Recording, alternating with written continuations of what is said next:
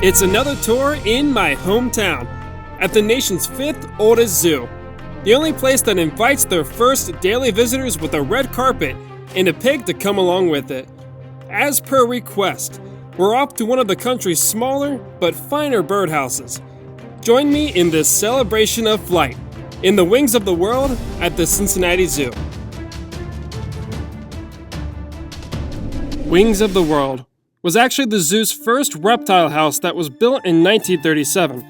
15 years later, the reptiles from here moved to the Monkey House, a building that still displays scaly creatures to this day. Meanwhile, in 1951, this building became the zoo's first proper birdhouse. An expansion occurred in 1996, and the Wings of the World was born. The structure has remained the same for over 20 years. However, the building recently received a restoration to, I guess you could say, throw away the 90s and bring in new material. Every habitat embraces a separate theme, with rockwork and plants that fit the appropriate biome. They're all lit with natural sunlight, and the least appreciated element of them all, the lifelike murals that backdrop against the walls that tie everything together. There are currently 50 species and 11 displays that represent 7 realms of the world: South America, Oceania, the high mountains, the African plains, Southeast Asia, the Northern Islands, and the sub-Antarctic coast. Let's begin. Our journey actually begins outside and distant from the entrance. On the right side of the building is a very small island that's usually home to multiple species throughout the year. At the start of the 2018 spring season, you would find Sammy the salmon-crested cockatoo, who currently can be found on his usual perch in front of the reptile house. But as of now, the island over here is home to a vibrant Scarlet Macaw, a species that frequently comes and goes from this building bi-yearly. Fun fact, a macaw's colorful appearance provides camouflage in the jungle canopy. The body blends in with the shadows, the leaves, and fruits of neotropical trees.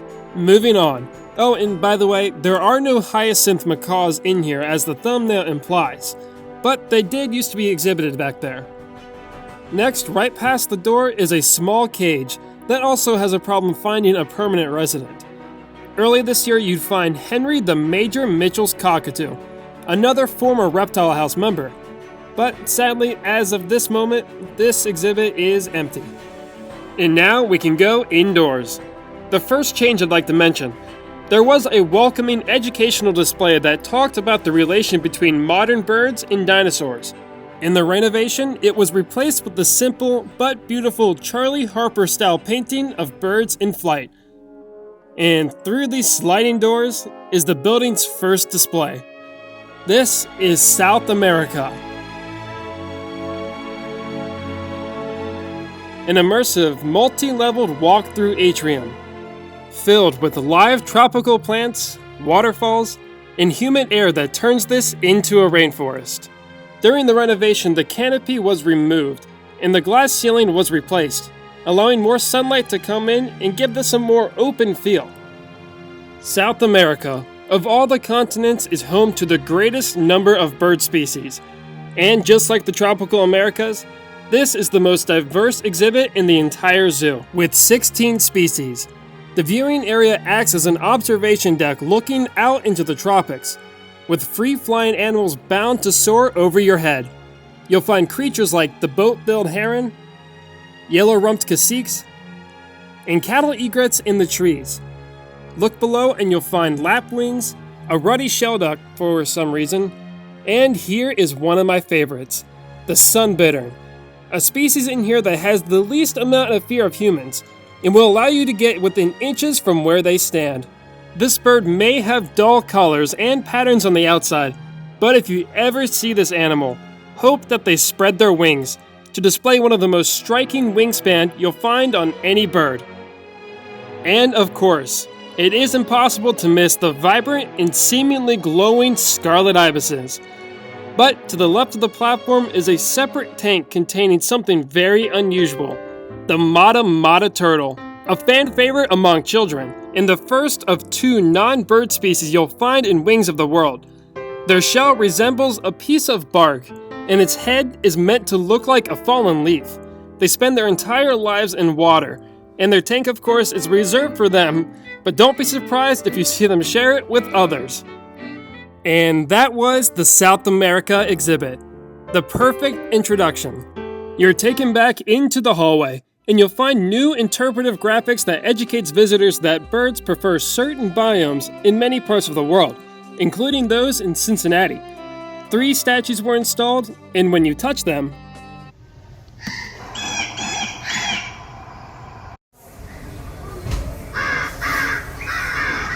immediately in view is a separate enclosure, the only one in here that sticks out into the hallway. It contains a male and female Asian fairy bluebird. Though it is by itself and without a theme, it's connected to our 3rd stop. Welcome to Australasia, the building's 2nd and last walkthrough exhibit. Though it is a tropical forest theme, it is less immersive but far more peaceful than the first atrium, probably due to the fact that the loud Rhinoceros Hornbills are no longer in the corner. 12 species call this home, and are found in the southeast corner of the world, representing continents and the islands of Australia, Indonesia, New Zealand, and more. The stars of the space are Nicobar pigeons, the dodo's closest living relative. We have white-naped pheasant pigeons, white-breasted wood swallows, the Victoria crown pigeon, the world's largest pigeon, along with masked lapwings that you'll usually find wandering around through the middle of the viewing area. I should ask you, have you ever wanted to be in the same room with a megabat? Well, then come here, because if you look up, you'll find 3 large Indian flying foxes, one of the few exhibits in the country that allows you to share the same space with bats. The animal to look out for, however, are the endangered Guam rails. How endangered are they? Well, their wild population numbers in zeros.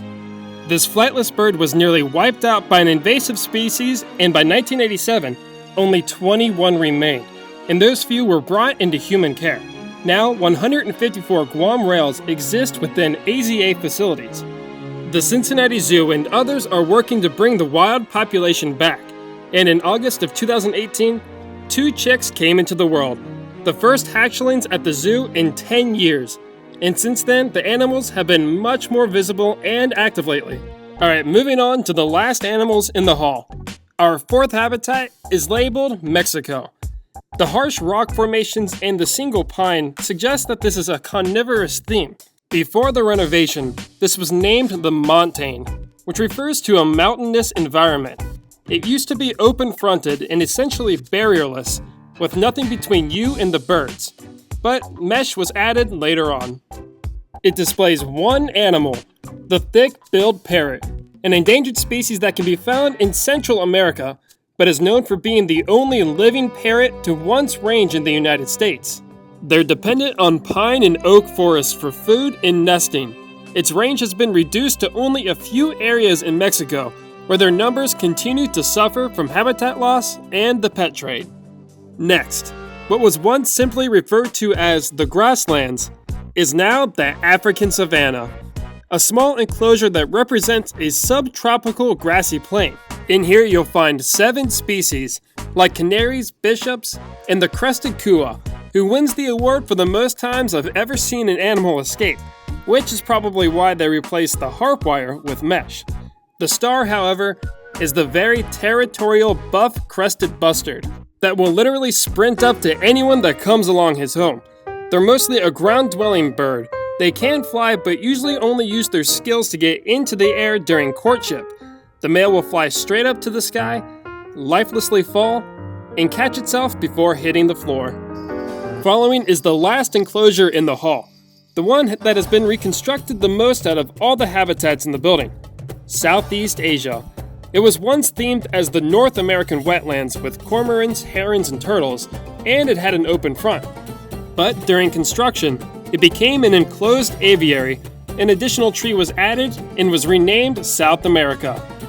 It displayed multiple Andean cock of the rocks, but that didn't last long. The 3rd time the zoo displayed the species, in 3 different areas, for only a few weeks. Kind of wish at this point they would be a permanent resident. but they were at least replaced with something I consider to be worthy of your time. The Rhinoceros Hornbill. They spend their entire lives in the canopy, and actually nest within dead tree hollows and will seal the opening. The female will incubate for 50 days, staying within the cavity while the male's job is to provide food. The thing on top of their beak is called a casque that amplifies their calls, which from experience you are almost guaranteed to hear. Next is a separate room which is the former site of small, unusually dark glass tanks that contained finches and pygmy falcons. Fortunately, they were completely scrapped to make room for an interactive children's activity, a game of adventure that demonstrates the challenges birds face during migration. Even though this part of the renovation brought down the building's number of animals, I'm just glad that exhibits like these are no longer there. Upon leaving the migration room, you're then entering into the polar section of the building, the final area, with 3 habitats that have a couple things in common. They all feature cold-weathered and semi-aquatic birds. The first of them is the Northern Oceans, where you'll find 4 species, like smews, common murres, and everyone's favorite, the Atlantic puffin, a relatively new species to the zoo. Their home is formerly labeled as the Arctic Islands, and of course depicts the bottom of a busy mountainous shoreline of the polar region, the first major exhibit in the building that offers above and underwater viewing. And no people, the starfish aren't real. As far as unique immersive elements go, rushed through the pool every few minutes are simulated waves. The second polar habitat branches off the theme of the Arctic Islands, creating the Northern Oceans number 2. The last one acted as the bottom of the seaside rocks, but this portrays life on the Arctic cliffs, with high nesting opportunities along the wall and a pool below, allowing the birds to dive for their food from a decent height. There are 3 animals, the guillemots and murres once again, but this time there are horned puffins, making them one of the few zoos to display multiple puffin species. And now the final habitat in Wings of the World, the Southern Oceans, another aquatic environment that illustrates the rocky coastlines of the sub-Antarctic islands. The sign reads, "While all penguins live in the southern hemisphere, only few species actually live in the icy Antarctica. Most penguins prefer warmer climates like those found in the oceans off the rocky coast of southern South America. This here is home to 6 species, like the lesser-known black-faced ibis, and the reason why most people come in here in the first place." The zoo has 6 southern rockhopper penguins, 4 Magellanic penguins, and 6 kings, the oldest being 35 years old. You can now read about each penguin from the new identification signs. And here's a fun fact: the names of the kings are associated with other names containing the word king. And this isn't their only home. From January to February, the king penguins are actually walked out of this building and led to the children's zoo so they can have an outdoor space. This is the summer home of the African penguins, and it allows you to get as close as possible to the animals.